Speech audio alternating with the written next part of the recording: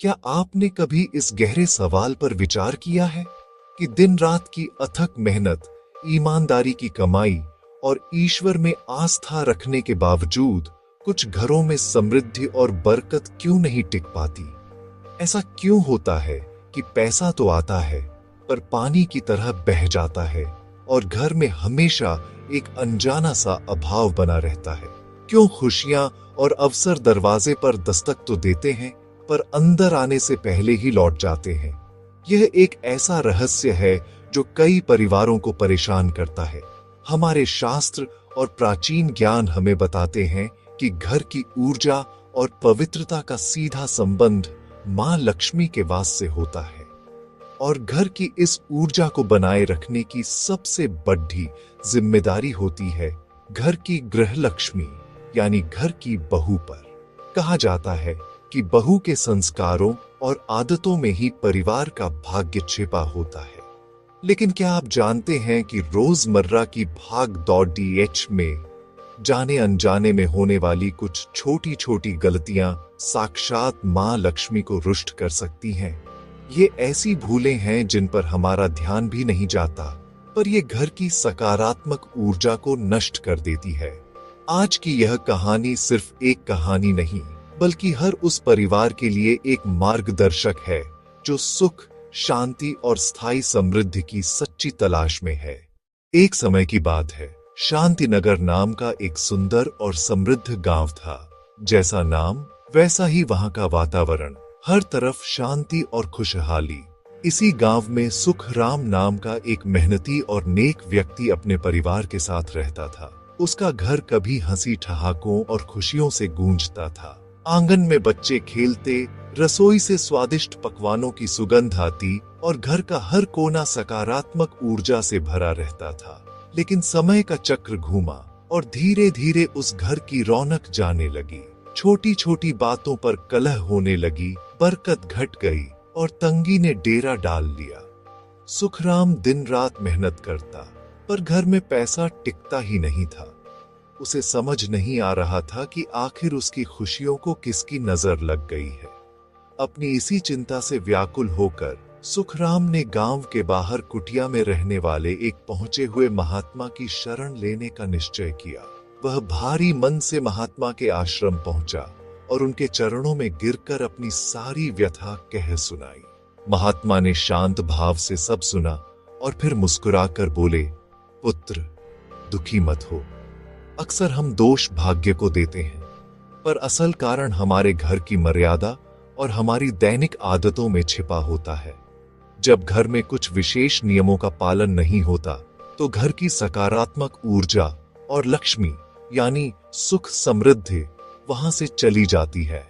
ये नियम किसी एक व्यक्ति के लिए नहीं, बल्कि पूरे परिवार की भलाई के लिए है। सूर्योदय के बाद उठना और घर में चीखना चिल्लाना।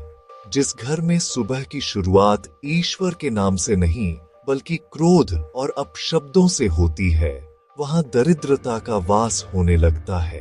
अगर बहू बड़ों का निरादर करती है और बात बात पर क्लेश करती है, तो उस घर की सकारात्मक ऊर्जा समाप्त हो जाती है। मां लक्ष्मी को शांति प्रिय है और जहां अशांति होती है, वहां से वे मुख मोड़ लेती हैं। दूसरी बड़ी गलती है रसोई की अशुद्धता और अन्न की बर्बादी। महात्मा ने समझाया कि रसोई घर का मंदिर होती है। जो बहू बिना स्नान किए रसोई में प्रवेश करती है या झूठे बर्तनों को रात भर सिंक में छोड़ देती है, वह प्रत्यक्ष रूप से मां अन्नपूर्णा का अपमान करती है। थाली में खाना छोड़ना या अन्न को फेंकना घर की समृद्धि को धीरे धीरे खत्म कर देता है। याद रखिए, अन्न का अपमान मतलब लक्ष्मी का अपमान। तीसरी और सबसे महत्वपूर्ण गलती है शाम के समय सोना और घर की दहलीज पर अंधेरा रखना। शास्त्रों के अनुसार गोधूलि बेला यानी शाम का समय मां लक्ष्मी के आगमन का होता है।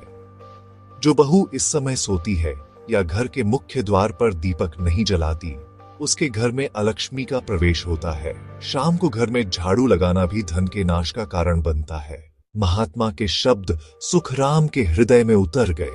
उसे अपनी भूल का गहरा एहसास हुआ। उसने समझा कि घर की लक्ष्मी केवल धन दौलत नहीं, बल्कि घर की स्त्री, घर की शांति और घर के संस्कार होते हैं। वह तुरंत अपने घर लौटा। इस बार उसकी आंखों में गुस्सा नहीं, बल्कि प्रेम और पश्चाताप था। उसने अपनी बहू और पूरे परिवार को महात्मा द्वारा बताई गई सारी बातें बड़े ही प्यार से समझाईं।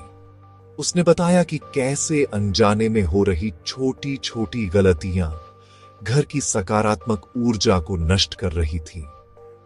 परिवार ने मिलकर उन नियमों को अपने जीवन में अपनाना शुरू किया। देखते ही देखते घर का वातावरण बदलने लगा। जहां कलह और अशांति थी, वहां अब प्रेम और सहयोग की धारा बहने लगी। घर फिर से धन धान्य और खुशियों से भर गया। तो दोस्तों, याद रखिए, घर की सुख समृद्धि किसी एक व्यक्ति पर नहीं, बल्कि पूरे परिवार के आपसी सम्मान, प्रेम और सही आचरण पर निर्भर करती है। घर की लक्ष्मी का सम्मान करने से ही मां लक्ष्मी प्रसन्न होती है। क्या आपके घर में भी ऐसी कोई चूक हो रही है जिसे सुधारने की आवश्यकता है? हमें कमेंट्स में जरूर बताएं। अगर आपको यह कहानी पसंद आई हो और इससे कुछ सीखने को मिला हो, तो इस वीडियो को लाइक करें और अपने प्रियजनों के साथ शेयर करें। ऐसी ही ज्ञानवर्धक कहानियों के लिए मैनविट स्टोरीज को सब्सक्राइब करना न भूलें। और हाँ, मां लक्ष्मी का आशीर्वाद पाने के लिए कमेंट में जय मां लक्ष्मी अवश्य लिखें।